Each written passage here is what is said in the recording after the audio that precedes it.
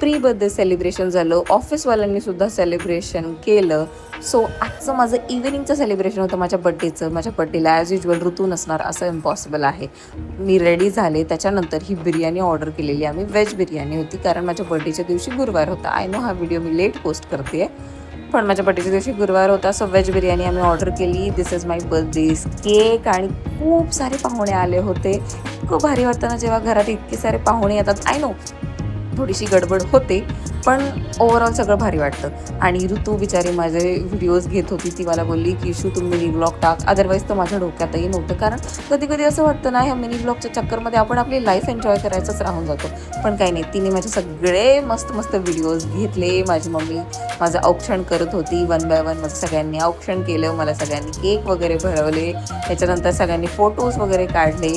ही ऋतूची मम्मी आहे, म्हणजे यांना तुम्ही सगळे ओळखताच. त्याच्यानंतर ऋतू बिचारीला एवढं सगळं काही माहीत नाही, पण मला काकी आणि ऋतूची मम्मी आणि काकी आणि ऋतूची मम्मी हे सगळे मला बोलत, तुला जे हवं आहे ते लाईफमध्ये सगळं भेटू दे, सक्सेसफुल हो वगैरे. आणि मी तिथे जेव्हा नाईफला हात लावला तेव्हा आय वॉज लाईक की टचवूड सगळं मला हवं ते भेटू दे. आणि असा सगळा माझ्या बड्डेचा दिवस पण तुम्ही पाहिला. आणि इव्हिनिंग पण खूप मस्त गेली फॅमिलीसोबत. आम्ही म्हणजे मी तरी खूप एन्जॉय केला. बरं वाटतं असं कधीतरी.